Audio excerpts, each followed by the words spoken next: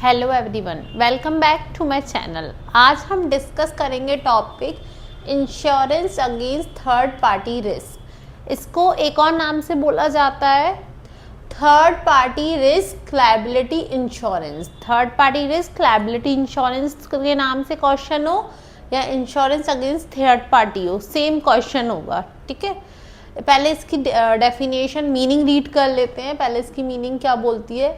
This is a type of insurance that protects you if your action cause injury, damage or loss to another person. Another person कौन है? Third party. Basically ये ऐसा insurance होता है, ये ऐसे type का इंश्योरेंस होता है जो कि अगर किसी थर्ड पर्सन को आपके किसी काम से नुकसान पहुंचता है तो ये तब काम करता है ये वाला इंश्योरेंस। अगर उसको कुछ डैमेज हो रहा है, इंजरी हो रहा है, लॉस हो रहा है थर्ड पर्सन को। नॉर्मली इंश्योरेंस में अपन क्या बोलते हैं, जैसे अपन को लॉस हो रहा है, जिसकी गाड़ी है उसको लॉस हो रहा है तो वो क्लेम होता है। लेकिन जब थर्ड पर्सन को कुछ नुकसान होता है और वो क्लेम हो तो उसको बोलते हैं इंश्योरेंस अगेंस्ट थर्ड पार्टी। सबसे पहले समझते हैं थर्ड पार्टी होता क्या है। पहले फर्स्ट पार्टी इंश्योरेंस कॉन्ट्रैक्ट के अंदर फर्स्ट पार्टी कौन होती है? फर्स्ट पार्टी वो होती है जो व्हीकल ओनर होता है, जिसकी खुद की व्हीकल है, जिसकी कार या बाइक है, वो व्हीकल ओनर फर्स्ट पार्टी होता है। सेकंड पार्टी होता है इंश्योरेंस कंपनी। थर्ड पार्टी होता है इफेक्टेड पर्सन, मतलब जिसका एक्सीडेंट हुआ है, जिसको लॉस पहुंचा है, जिसको डैमेज हुआ है या अगर डेथ भी हुई है तो वो थर्ड पार्टी होता है। और जब ऐसी सिचुएशन होती है कि अगर फर्स्ट पार्टी के कुछ गलत उससे फर्स्ट पार्टी से एक्सीडेंट हो जाता है और थर्ड पार्टी को नुकसान होता है तो यहाँ कौन इसके डैमेज को कौन भरपाई करेगा? इसके डैमेज की भरपाई करता है इंश्योरेंस। सेकंड पार्टी में ये क्लेम होगा जो भी नुकसान थर्ड पार्टी को हुआ है, इसी को अपन बोलते हैं third party insurance. I hope आपको समझ आया मैंने क्या बोला। जब इंश्योरेंस कंपनी थर्ड पार्टी को कंपनसेशन पे करती है, जो भी डैमेज हुआ है वो भी किसके द्वारा? फर्स्ट पार्टी के द्वारा।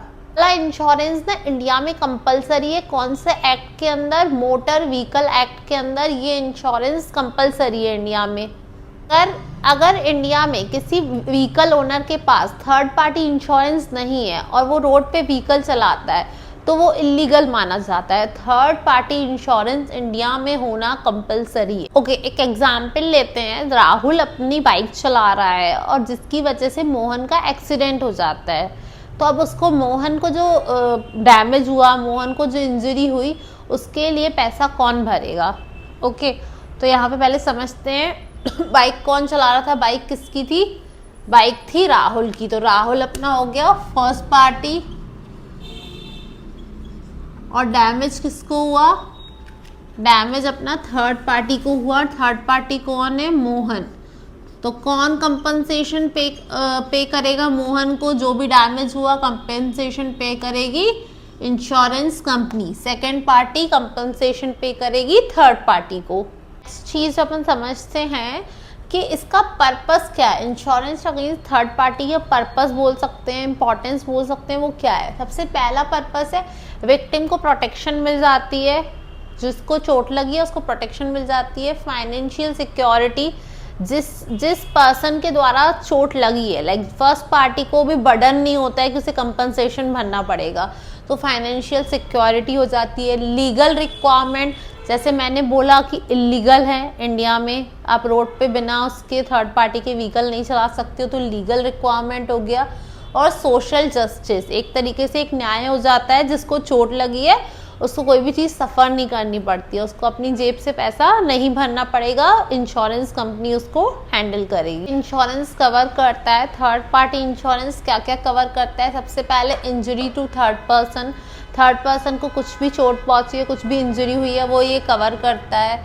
उसकी डेथ हो गई थर्ड पर्सन का तो भी सेकेंड पार्टी मतलब इंश्योरेंस कंपनी कवर करती है। थर्ड है damage to third party property, अगर उसको नहीं लगा है पर उसकी कोई प्रॉपर्टी को हार्म हुआ है या डैमेज हुआ है तो वो भी इंश्योरेंस कंपनी कवर करती है। ये तो हम समझ चुके हैं कि क्या क्या चीज़ें कवर होती है। अब क्या चीज़ कवर नहीं होती है? नहीं कवर होता है जो व्हीकल ओनर को खुद को नुकसान पहुंचे।